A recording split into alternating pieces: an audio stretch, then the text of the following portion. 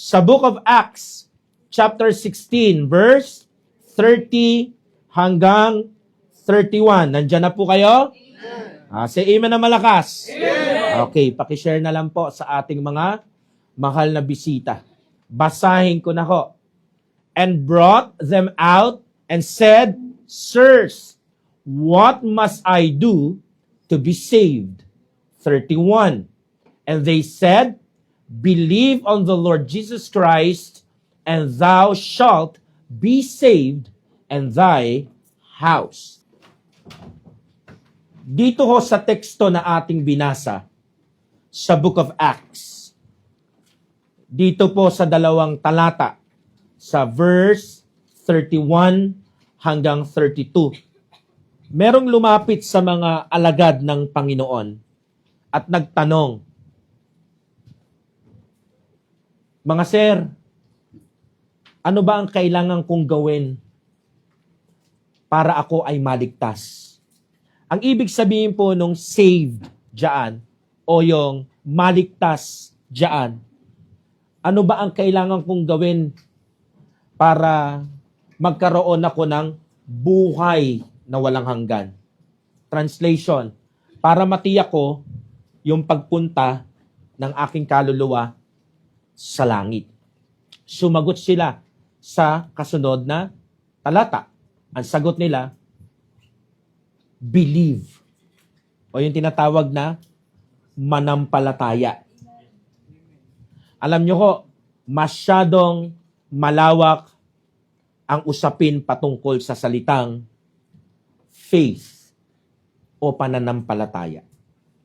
Pero ngayon, pag-usapan natin ng isang uri ng faith o pananampalataya na merong kinalaman sa katiyakan ng pagpunta ng kaluluwa ng tao sa langit ng Diyos. Kasi maraming klase ng pananampalataya. May pananampalataya para sa mabuting kalusugan. Physical ang katawan yon. Wala yung kinalaman sa kaluluwa. May pananampalataya patungkol sa iyong pag-aaral, trabaho, magandang kinabukasan. Pisikalan iyon. Pwedeng sabihin mo nga, may future doon, pero sa lupa pa rin. Walang kinalaman yon sa destinasyon ng kaluluwa mo sa kabilang buhay. Bagamat yun ay pananampalataya. Pero ngayong umagang ito, ang pag-uusapan natin ay isang partikular na pananampalataya na ang target ay maging tagapagligtas ng kaluluwa ng isang makasalanang nagsisi at naglapag ng kanyang faith o pananampalataya sa bugtong na anak, si Jesus Christ. Pag-usapan natin yung paksang tinatawag na the saving faith o yung paksang saving faith. Inuulit ko po, saving faith. Isang uri ng pananampalataya na magdudulot ng katiyakan ng kaligtasan ng iyong kaluluwa. Which means, nandito ka pa lang sa lupa, 100% sure ka na kapag ikaw ay namatay, ang iyong kaluluwa ay hindi itatapon sa apoy ng pagdurusa sa impyerno. So, bilang panimula, simulan natin sa isang tanong. What is saving faith? Ano bang ibig sabihin kapag sinabing saving faith? Para masagot yan, gusto ko lang sabihin, una sa lahat, pag sinabing saving faith, is not believing some historical fact with one's mind. Paliwanag ko ho. Pag sinabi yung saving faith, hindi ho ibig sabihin yan, sumasampalataya ka lang sa isang nangyari sa nakaraan. Historical fact. Ibig sabihin, totoong nangyari o kasaysayan na naalam mo lang sa isip mo o naunawaan mo sa isip mo. Kumbaga, head knowledge. Example ng isang historical fact.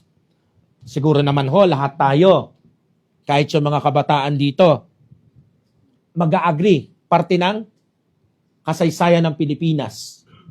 Whether sang-ayon ka na napaupo siya sa pwesto o hindi, binoto mo siya o hindi, sang-ayon tayo, historical fact, na naging presidente ng Pilipinas, si ex-president Rodrigo Duterte.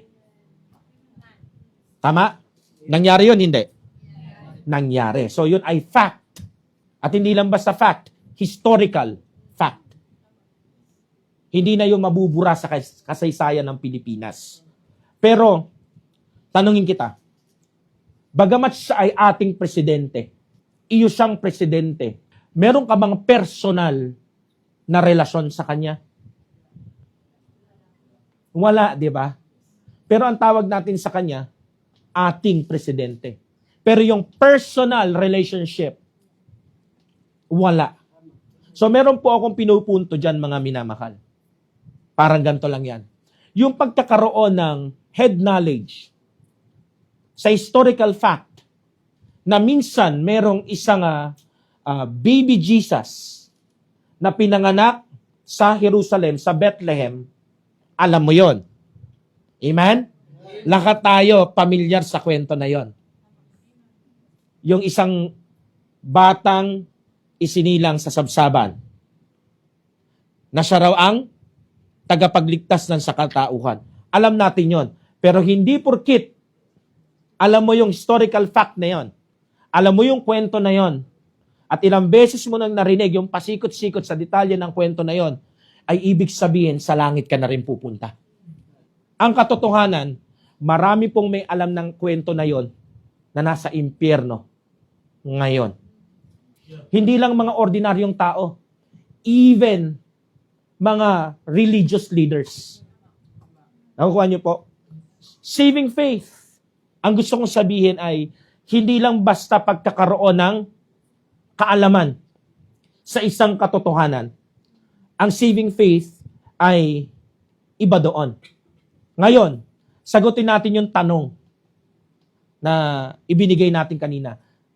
Pastor, ano bang ibig mong sabihin sa saving faith na yan? Kapag sinabing saving faith po, ito po yung uri ng faith na undivided faith. That's one. Undivided faith. Sino dito ang pamilyar sa division, sa subject na math? Elementarya pa lang tayo, itinuturo na yan. Pag sinabi hong divide is hatiin o patungkol sa hati. Pero pag sinabing saving faith, undivided, ibig sabihin, walang kahati at hindi maaaring may kahati. Kung titignan po natin sa John chapter 14 verse 6. John 14 verse 6. Ang Panginoong Hesus mismo ang nagsasalita, yung Diyos na nagkatawang tao. Jesus saith unto him, I am the way, the truth, the life. No one cometh unto the Father but by me. Pansinin niyo yung salita ng Panginoon. Hindi niya sinabing, way, truth. Hindi niya rin sinabing, life. Kasi meron kong malaking diferensya between the and sa grammar sa English. Pag sinabi yung the, ini-indicate niyan yung sinasabi ng person na nagsasalita na one and only. Mamaya papatunayan natin paano mo nasabing one and only. Tingnan niyo po. Ibig sabihin, ang tinutukoy niyo dyan, ako lang ang daan. Ako lang ang katotohanan. Ako lang ang buhay. Pag sinabing ako lang, wala nang iba. Walang kahati sa pagiging daan, katotohanan, at buhay. Kaya dapat kapag ilalapag natin ang tiwala natin sa Panginoong Hesus, siya lang, walang iba. At ang sinasabi niya dyan, ako lang ang daan pabalik sa Ama. Nakalagay ho dyan. Kaya natin nasabing one and only, but by me. So, ibig sabihin, wala nang iba pang daan. Siya ang daan pabalik sa Ama. At ang katotohanan, siya lang talaga. Ano pa yung nakalakip sa katotohanan na yon? Kung gusto mo magkaroon ng life o yung eternal life, hindi mo yon makukuha sa iba. Kay one and only lang. Kay Jesus Christ lang. So, anong ibig sabihin yan? Mga minamahal, kapag sinabi mong sumasampalataya ka kay Jesus Christ na tagapagligtas ng kaluluwa mo, dapat wala siyang kahati bilang tagapagligtas. Kasi siya lang ang pinakadaan doon. But by me. Kasi kung sasamahan po natin ng ibang kahati, sasamahan natin ng ibang mga santo, isasama natin si Mama Mary, kinakalaban po natin yung sinabi ng talata sa Bible. Pwedeng paniniwala natin yan na kinagis na natin, pero kung ikaw ay naniniwala na ang Biblia ay Holy Bible at ang Biblia ay banal na kasulatan at naniniwala ka doon sa nagsasalita na Diyos na nagkatawang tao, na kapag sinabi niyang ako lang, maliligtas ka. Pero kung ipipilit mo yung kinagisnan mo, ang kalaban mo hindi yung nagtuturo sa likod ng pulpito. Ang kalaban mo doon, yung sinabi ni Jesus Christ. Kaya mamimili ka. Sinabi niya na walang ibang daan pabalik sa Ama maliban sa akin. So pag nag-iba ka pa ng landas, imbis na si Jesus Christ lang mag-isang tagapagligtas, dinagdagan mo pa ng mga santo, santa, Mama Mary, etc., etc., iniiba mo na yung sinabi niya. At huwag kang umasa na kapag iniba mo ang sinabi ng Panginoon, sa langit ka pa rin pupunta. Automatic, sa ibang lugar ka mapupunta sa kabilang buhay. Amen? Acts 4:12. Acts 4:12. Neither is there salvation in any other. Ano sinasabi dyan? Wala nang kaligtasan sa iba pa. For there is none other. Wala nang iba. Name under heaven. Wala nang iba pang pangalan sa ilalim o silong ng langit given among men na ibinigay sa ating mga tao. Yung pangalan na tinutukoy dyan, si Jesus Christ. Whereby we must be saved. So anong sinasabi ng talatang ito? Isang pangalan lang ang dapat mong sampalatayanan. Wala nang iba. Kasi kung sasampalataya ka pa sa pangalan ng iba na sila ang tagapagligtas mo, mamamali ka. Kasi ang sabi dyan, wala na daw ibang binigay na pangalan sa silong ng langit ang Diyos. At dinideklara yan sa salita ng Diyos na lubos na ikaliligtas ng isang makasalanan. So meaning kapag sumampalataya ka sa pangalan ng isang santo at santa o kahit sino pa na tao, automatic yon. Walang kaligtasan doon. Kasi ang kaligtasan ay nasa pangalan lang ng dapat nag-iisa mong sinasampalatayanan, si Jesus Christ. Kaya nga po, ang saving faith o ang pananampalatayang nakakapagligtas ay pananampalatayang walang kahati. Ngayong umaga, tanungin kita, si Jesus Christ ba sinampalatayanan mo na ng walang kahati? Isang pangalan lang ba ang sinasampalatayanan mo para sa kaligtasan ng kaluluwa mo? Ang banal na kasulatan, malinaw po ang turo niyan. Walang naglalaban-laban dyan. At ngayon, sa doktrina ng kaligtasan ng kaluluwa ng tao, malinaw sa atin, itong undivided na truth na ito. May nag-iisa lang na tagapagligtas na dapat sampalatayanan. Amen? Amen. Parang isang tao ay hindi pupunta sa impyerno. Hindi po yun yung pangalan ni Saint Peter. Hindi po yun yung pangalan ni Mama Mary. Hindi po yun yung pangalan ng kahit sinong religious leader. Amen? Amen. Ang tinutukoy dito ay walang iba kundi yung nag-iisang pangalan na Jesus. Ang Christ. Yung Christ kasi, it means Messiah. Tagapagligtas sa Tagalog. To be saved, I must believe that Jesus Christ alone, inuulit ko po, alone, is the only Savior alinsunod sa undivided na truth ng Biblia. From there, lilikha po yan sa atin ng tinatawag na faith. Yun yung tinatawag na saving faith. Na tinatanggap natin ng buong puso na walang ibang tagapagligtas. Amen. Maliban doon sa Diyos na nagkatawang tao na naipako sa krus at nabuhay pagkaraan ng 3 araw. Number 2. Maliban sa ang saving faith ay undivided faith. Ito rin po ay trusting faith. Amen. Trusting Amen. faith. Amen. Tignan niyo po, mga minamahal, doon sa ating text na ginamit, sa Acts, sa verse 31 nun, ng chapter 16. And they said, believe on the Lord Jesus Christ, and thou shalt be saved and thy house. Mag-focus tayo doon sa salitang believe. It means to trust. At ang ibig sabihin ng trust o magtiwala is to depend on. Sumandal. Ibig sabihin, committing oneself to another Amen. person. Amen. So, ibinibigay mo yung sarili mo ng buong buo sa Kanya. Na para bagang sinasabi mo, ikaw nang bahala sa akin, ha?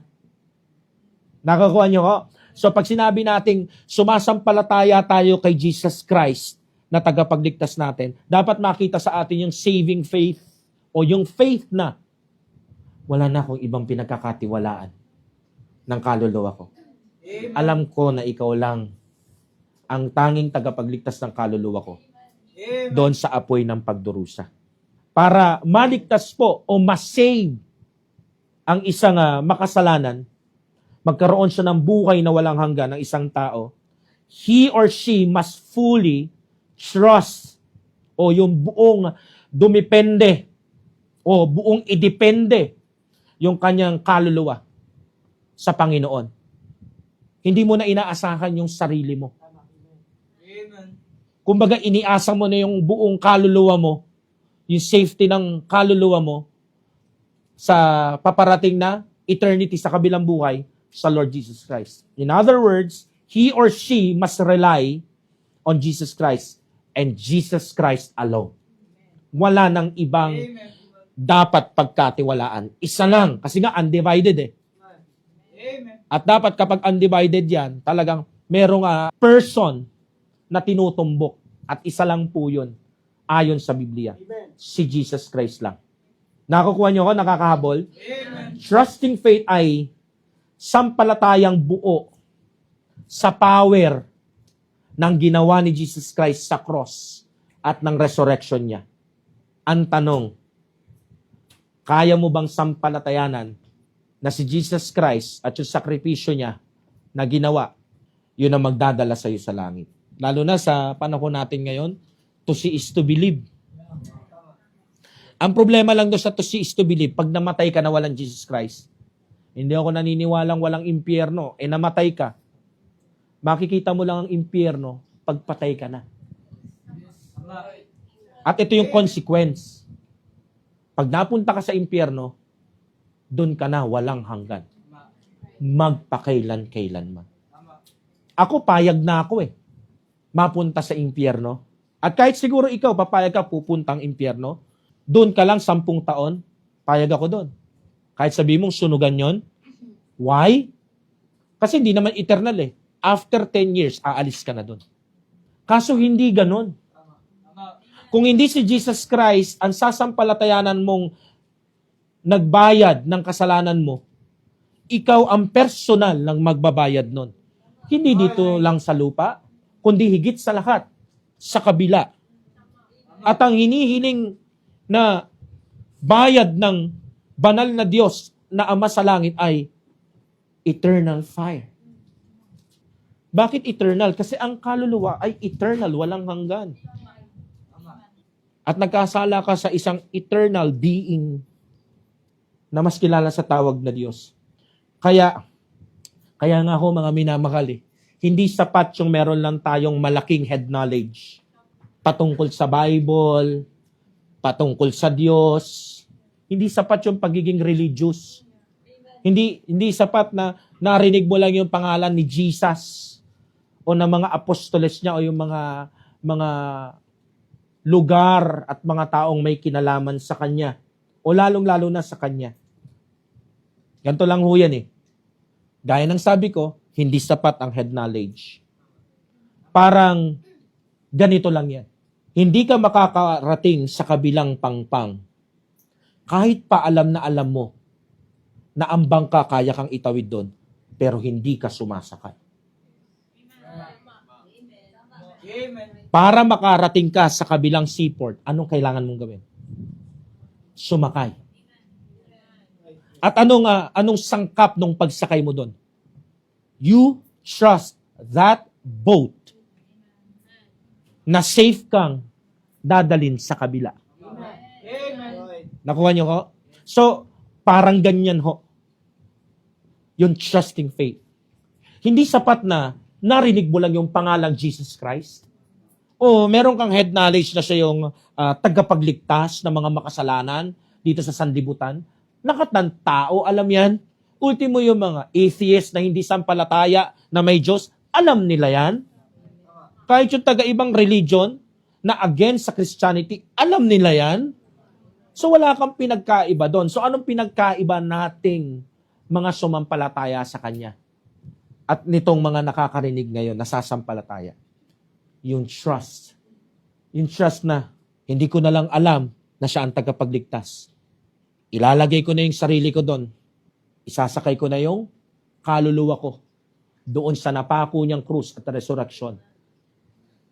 Na yun, sakripisyo na yun ang tinatanggap ng Ama sa Langit. At dadalhin ako nung safe sa pangpang ng kalangitan ng banal na Diyos. Nakukuha niyo ho?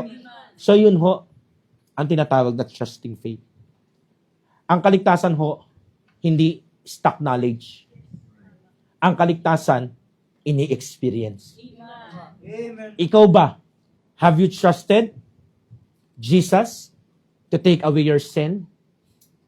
Naranasan mo na ba yung sinasabi sa Bible na kapag sumampalataya ka kay Jesus Christ, mahuhugasan ang kasalanan mo? O andun ka pa rin sa point ng buhay mo na you're trying your best, trusting your good works, your religious rituals na kahit papaano, baka sakali, hindi sure mabawasan yung kasalanan mo.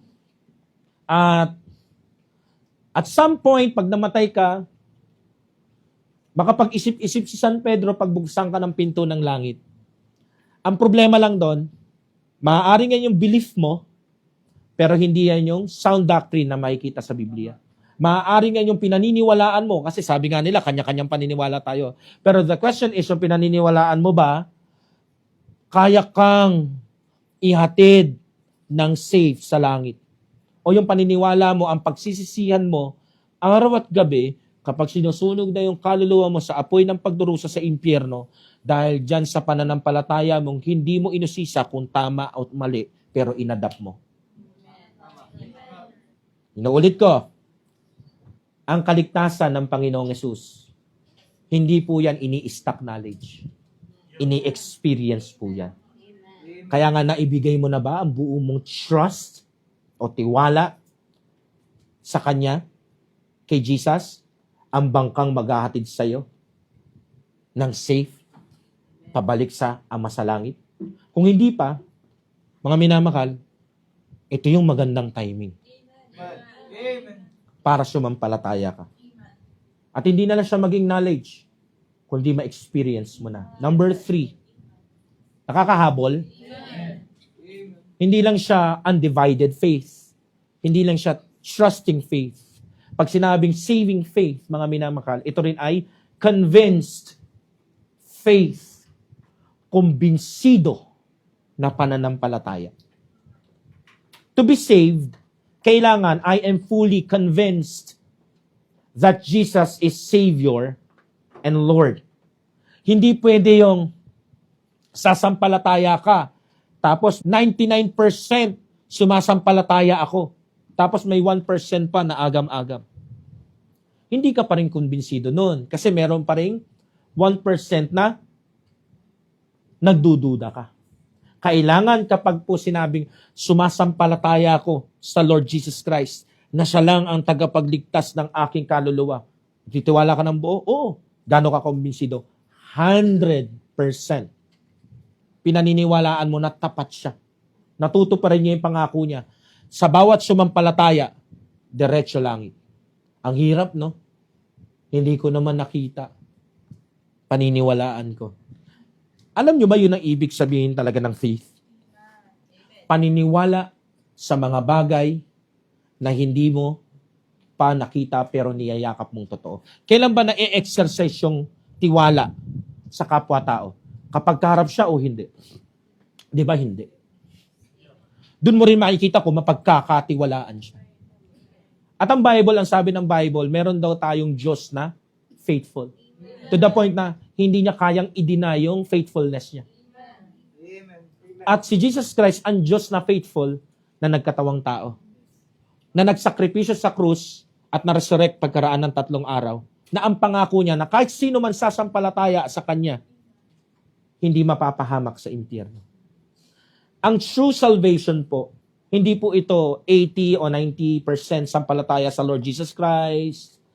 Tapos yung 5% sampalataya sa good works. Tapos yung another 5% sa religion. To worsen the case, marami tayong mga kababayan na 100% sampalataya na kapag sila ay miyembro ng isang religion, sa langit sila pupunta. Meron lang akong bad news sa ganun ha. Yung ganung turo, hindi mo makikita kahit saang talata sa Bible. Bakit yung iba nakikita ko, nakatelevise pa, tinuturo nila. Ito, yung church nila, yun lang ang totoong simbahan. Alam niyo mga minamahal, kung ang church ang nakakapagligtas at ang membership sa church ay kaligtasan, bakit kailangan pang bumaba ng Diyos na nagkatawang tao at ipako sa krus at mabuhay pagkaraan ng 3 araw? Bakit kailangan niya pang hataw-hatawin, magkasira-sira yung laman, mabutas yung kanyang mga parte ng kanyang mga katawan, mamatay at mahirapan? Ba't hindi na lang siya bumaba tas nagtayo ng church? Hindi naman pala magiging tagapagligtas. Ganito lang mga minamahal, common sense lang. Dahil mula Old Testament, pinaprophesy na may isang Misayang darating mamamatay sa isang katauhan. Wala pa po ako nabasa sa Old Testament na may darating na church para iligtas ang mga tao dahil sa membership. Wala pa po. Ang sabi po, nga dun sa text natin, di ba? Para daw maligtas, ano ba nakalagay? Believe on the Lord Jesus Christ. Hindi po sinabing believe on the membership of this church. Be a member of this church. Wala akong ganun. So be convinced na dapat lang natin bigyan ng ating tiwala ang Lord Jesus Christ. Yung mga ganyang uri ng setup, mga minamahal, yung 10% sa ganto, 10% sa ganyan, yung may mga percentage. 80% kay Jesus. 90% kay Jesus. 5% sa good works ko. 5% sa mga pagiging religious ko. Yung aking mga pagpipray, pagbabasa. Yung mga ganyang setup, hindi po papasok ng langit yan. Kasi never pong naging tagapagligtas ang alinmang galing sa mga gawa natin. Ang linaw po ng John 3:16. Ano nakalagay sa John 3:16? Dito makikita natin kung sino ang tagapagligtas. Siguro naman pamilyar kayo sa talatang ito. For God so loved the world. Sino yung God dyan? The Father. Sino yung world? Yung cosmos. Ibig sabihin, tayo na nasa loob ng world. Kasi masyadong malaki ang world eh. Pero alam natin, hindi po namatay ang Lord para sa mga bundok at dagat. Hindi po siya namatay para sa mga kambing at kalabaw at bangus. Hindi po. At lalong-lalong hindi kay Miming at kay Bantay. So, ang Diyos Ama, sobrang mahal niya ang mundo o ang mga tao. Nga lang, nasa estado sila na sila ay makasalanan.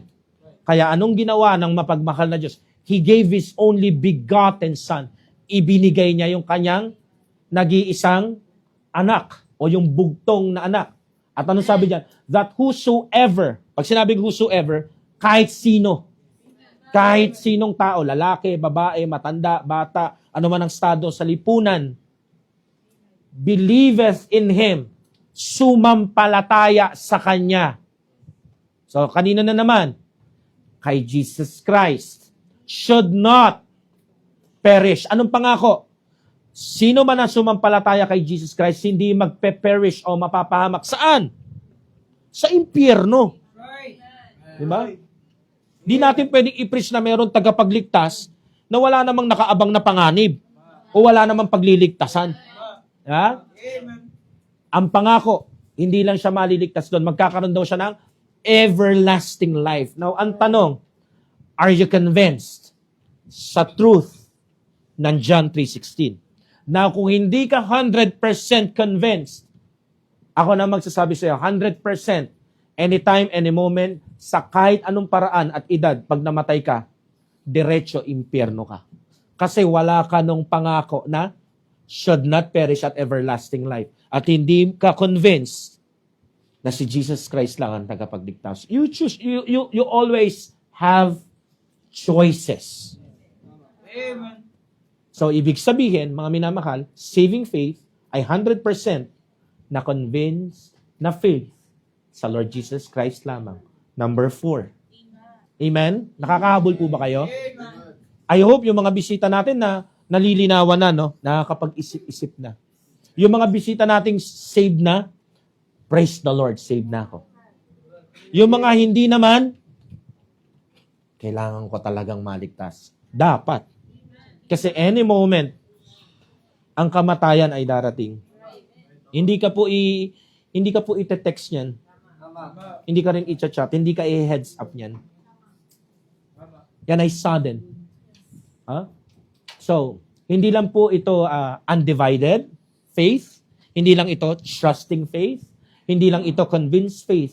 Ang saving faith ay ano? Unmixed faith. Unmixed faith. Pag sinabi yung mixed, familiar ba kayo sa halo-halo? O pag in English, mix-mix. Nakapagtimpla na ba kayo ng Milo? Tapos nilagyan mo ng asukal? Yung mix? O kaya magkakape ka? Yung iba gusto, barako o yung itim eh. Pero yung iba gusto may konting asukal, merong creamer. Ano gagawin mo doon? Hahaluin mo, you mix. Pero ang sabi dito, sa ating ika-4 na puntos, ang saving faith daw ay unmixed faith. Ibig sabihin, walang kahalong pananampalataya. Diretsuhin ko na. Ito ay pananampalataya lang sa isa. Undivided nga eh. Ibig sabihin, hindi mo to pwedeng haluan ng iba mo pang sinasampalatayanan. Tama. Right. Amen. Diretsuhin ko ulit. Saving faith cannot be mixed with human works. Right. Right. Hindi mo pwedeng ihalo ang pananampalataya mo kay Jesus Christ sa iyong mabuting gawa. Mabuting ginagawa mo, gagawin mo, o nagawa mo. Ephesians chapter 2, verse 8 and 9. Ephesians 2, 8 and 9. Sabi diyan, for by grace ye are saved through faith, and that not of yourselves, it is the gift of God. Amen. Sunod na verse, sa 9.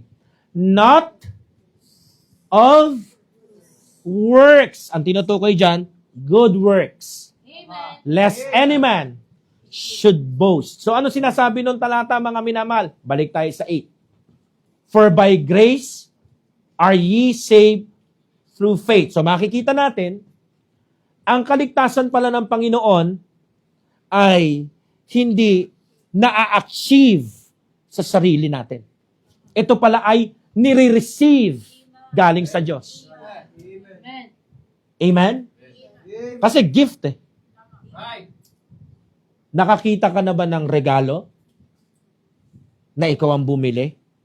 Sa panahon natin ngayon, meron mga salitaan na regaluhan ko naman ang sarili ko. Pero kung titignan mo yung pinaka konteksto nun, hindi yun tama. Kasi hindi yun pagreregalo sa sarili. Ang tamang term doon, binilan ko ang sarili ko. Yun ang tamang term doon. Tama. Kasi ngayon, ang daming term na iniiba, namamali na yung ibig sabihin eh. Tama. Right. Pag sinabi yung gift, ito yung bagay na inilalagay sa pambalot, di ba? Yung pagkakaintindihan natin, magandang cover, na meron magandang mga ribbon, tapos ibibigay sa'yo at masusupresa ka. At dun sa regalo na yon, wala kang ambag. Tama. Right. Amen. Yung pinambili doon, hindi mo pera. Tama. Nakukuha nyo ho? Ito ay gastos ng iba. Tama. Effort ng iba. Nakukuha nyo? Yun yung original na tamang term sa usaping kontekstong gift. At ang sabi dito sa Biblia na mayroong tamang ibig sabihin ng gift, regalo daw ng Diyos ang kaligtasan. So ito ay grasya. Unmerited. Ibig sabihin, hindi tayo karapat-dapat tumanggap nun. Pero ibinigay pa rin ng Diyos anyway. Kasi nga, isa sa mga attribute niya, siya ay Diyos na mapagmahal at Diyos ng pag-ibig. Naliligtas daw ang tao sa pananampalataya. Hindi sa ating mga sarili. So ano yung mga sarili natin? Next verse. Ano yung sa ating mga sarili? Works. Kaya diniretso na ng Bible, not of works. Pero maraming tao sa mundo, lalo na dito sa Pilipinas, na ang kanilang belief, magpapakabait ako. Ang mahalaga, hindi ka masamang tao. Ang mahalaga, wala kang natatapakan na kahit sino. Wala kang naaargabyado. Maganda yan, yung good works. Pero ang isipin na ang good works mo ay magiging ticket mo papasok ng langit, sinasabihan ka na ng salita ng Diyos. Hindi lang basta salita ng Diyos, ng banal na salita ng Diyos. Na kahit anong gawin mo, ang grasya ng Diyos ay hindi mo makukuha sa iyong mga mabuting gawa. Ibig bang sabihin yan, ayaw na ng Diyos ng taong, ibig bang sabihin yan, Pastor, yung Diyos na sinasabi nating mabuting Diyos, na banal na Diyos, ayaw niyang magpakabait yung tao? Gusto. Gusto. Pero hindi ibig sabihin, porkit gusto ng Diyos na magpakabait ka, yun na rin ang requirement para papasukin ka niya sa langit. Hindi ibig sabihin na gusto niya na magpakabait ang tao sa harapan niya at sa harap ng mga kapitbahay nito, na ibig sabihin, yun na rin ang paraan para pagbuksan siya ng pintuan ng langit. Hindi po. Ang tanging paraan, ang sabi kanina, I am the way, ay hindi good works. Sino? Si Jesus Christ. Yung pananampalataya mo sa ginawa ni Jesus Christ, yun po ang nakakapagligtas. A person must receive Christ's salvation as a free gift. Not as a reward for his or her good works. Iba kasi pinagpapaguran yung kaligtasan. Magpapakabait ako para meron akong reward na katiyakan ng pagpunta sa langit, para sa langit ako pumunta. That is a very unbiblical teaching. Ito ang kalaban ko sa Pilipinas, ito ang kalaban naming mga preachers. Mga paniniwala ng mga relihiyosong hindi nagbabasa ng Bible. Right. Right. Tapos sasabihin sa comment section, Christian din naman ako eh. Pero pag tinignan mo yung comment, napaka-unbiblical. Tama. Ang mga totoong Kristiyano, hindi yan nagsasalita ng beliefs na nakadepende sa gusto nila. Amen. True Christians are saved people na sumampalataya kay Jesus Christ na Bible-based ang mga paniniwala. Right. Kasi kung yung sinasabi mong belief mo, wala naman sa Bible, that is not a sound doctrine sa Bible. Yun ay opinion.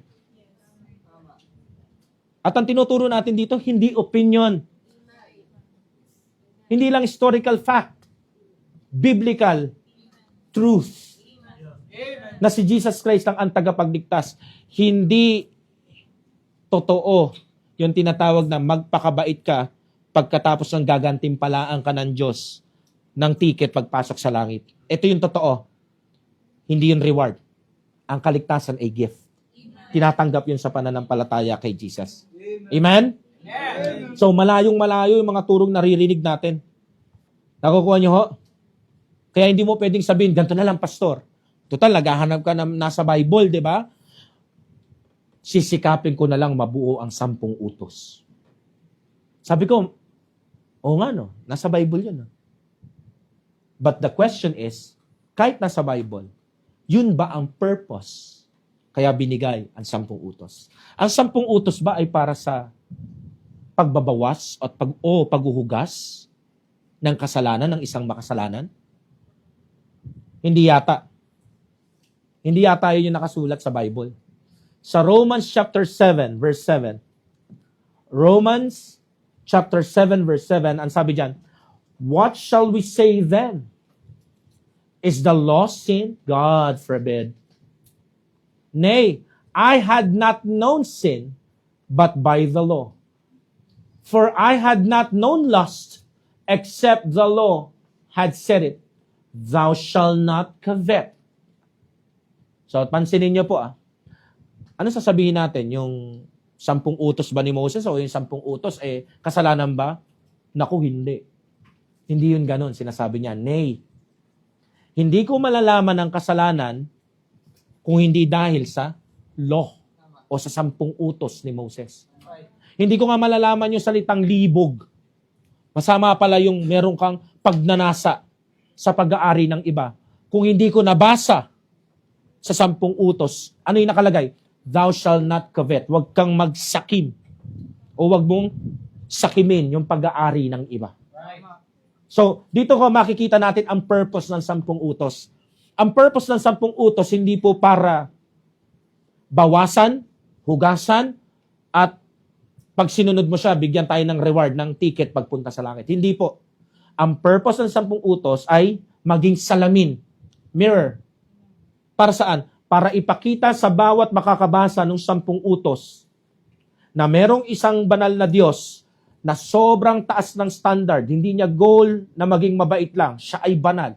Ang pagiging banal ay iba sa pagiging mabait lang. Kasi pwede ka maging mabait na hindi ka perfect. Pero hindi ka pwede maging banal na hindi ka perfect. Magkaiba yun. And God is perfect. Kasi nga siya ay holy God. So ito, pinapakita ng Diyos kung gaano tayo kakapos bilang mga tao. We are sinners. All of us. Amen. At hindi natin kayang iligtas ang sarili natin. Anong proof niya? Yung 10 Commandments ang nagpapakita. Hindi ka pa rin guilty? Sabi sa 10 Commandments, honor thy father and thy mother. Pero ang daming salbahe sa magulang ngayon. Thou shalt not lie. Huwag daw magsinungaling. Taas kamay nang di pa nagsisinungaling. Di ba lahat tayo nagsinungaling na? So ano ang purpose ng 10 utos? Ipamukha sa'yo at sa akin na makasalanan ka. Ipakita sa'yo na hindi ka papasok sa langit. Patapon ka sa impyerno. At yung katotohanan na yon ay magdudulot sa'yo ng fear. Ano nang gagawin ko? Na maglilid sa'yo sa isang nakapako sa krus. Amen. Nag-iisang tagapagligtas. Di ba? At the end of the day, ang gustong makita ng Panginoon, ang inaasahan mo para sa kaligtasan ng kaluluwa mo, hindi sarili mo, kundi siya pa rin. Tingnan niyo po, Romans 3:20, ano nakalagay? Ito, malino na to, derechahan na to ha. 10 utos ulit ito. Bible mismo ang nagsasabi, hindi to opinion lang.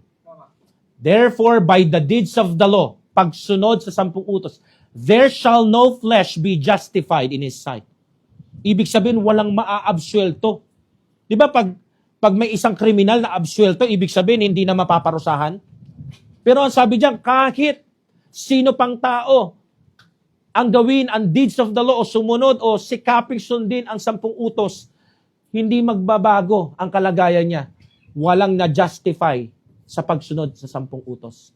Kasi ang purpose ng 10 utos, yung kasunod na linya, for by the law is the knowledge of sin. Ang purpose niyan, bigyan ka ng knowledge na ano, hindi ka kasing banal ng iniisip mo, makasalanan ka, Right. any moment, any time that nang ka ng kamatayan, itatapon ka sa impyerno. Right. Amen. Right. Yung mabait na ikaw, hindi yun sapat. Hanggat nag-e-exist ang 10 Commandments, hindi ka magiging mabait, sinungaling. Yun yung sinasabi ng Bible dyan. Amen. Hello? Therefore, makakaramdam ka ulit ng matinding fear at maghahanap ka ng ruta o paraan para maligtas. At walang ibang tinuturo ang Bible na paraan para maligtas. Sino? Jesus Christ ulit.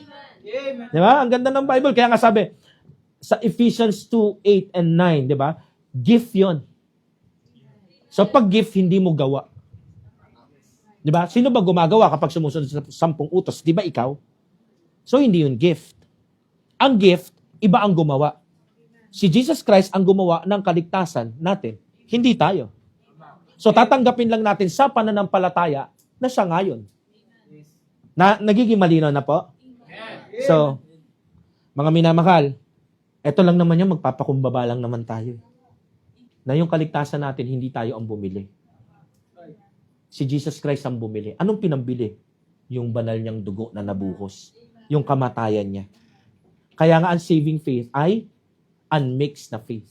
Wala yung kahalong good works mo, good ideas mo, wala yung kahalong religious rituals, 10 Commandments, o kahit yung mga sacraments pa. Wala ho. Hindi ho yan. Kahit sabi mo magpapabaptize ako, magpapamiyembro ako sa Baptist para mapunta ako sa ay, hindi rin ho. Hindi rin ho. Kahit maging magkaparehas pa tayong Baptist, wala hong kaligtasan sa Baptist. Ang meron, doon sa kagapagligtas na tinuturo naming mga Baptist. Amen? Bilang pangsara natin, ang gusto kong sabihin, panghuli, saving faith ay receiving faith. Amen. Receiving faith. Pag sinabing receiving, tinatanggap. Sino dito nakatanggap na ng message sa cellphone? Text, Amen. chat, o kahit tawag. May tanong, di ba? Hindi mo na-receive yung message ko? Or hindi mo nasagot yung tawag ko, ibig sabihin, receive pa rin. So, ibig sabihin, ang kaligtasan ay nasa receiving side. Hindi nasa achieving side. Right. Right. Amen. Ang saving faith, nire-receive niya yung katotohanan na wala nang ibang tagapagligtas. Amen. Walang iba. Isa lang katotohanan ang kanyang rini-receive o tinatanggap or should I say, ina-accept. Hello? Amen. Si Jesus Christ lang. To the point na hindi na lang siya historical figure. Hindi na lang siya laman o isa sa mga laman ng isipan mo. Hindi siya stock knowledge. Hello? Amen. Hindi yung para bagang dahil alam ko tong turo na to, pag namatay ako, pag pikit ko, tapos pag dilat ko, langit na ako. Ay, hindi mo ganun yun. Kapag sinabing receiving faith, hindi ka lang sumasampalataya na meron kang pinanganak sa Bethlehem. Hindi ka lang sumasampalataya sa isang historical na pangyayari Nakukuha nyo ho? Si Jesus Christ. Sino si Jesus Christ? Ngayon, napako sa krus. Namatay para sa sangkatauhan. Kaya mo ikwento. Kasi ilang beses ka na nanood ng sinakulo sa Bonifacio eh. Tsaka sa Hulo. Kabisado mo na. Napanood mo rin yung Passion of the Christ na movie. At yung ano-ano pang mga nauna na wala kang choice na palabas kapag mahal na araw. Yung pagkakaroon ng kabisadong, detalyadong pagkaalam sa kwento ng Messiah ay hindi po yun kaligtasan. Hindi ka maliligtas kasi nanood ka ng sinakulo, ng movie. Lalong-lalo nang hindi ka maliligtas kahit gaano pa kasarado, kakandado yung pamilya mo sa isang tinatawag na religion. Di ba? Yung tipong kinagisnan mo kasi yung religion ng family mo eh. It so happen, yung Jesus nila, yun yung main character. Siya yung historical figure na main character sa religion nila. Kaya ayun. Alam ko yung kwento niya.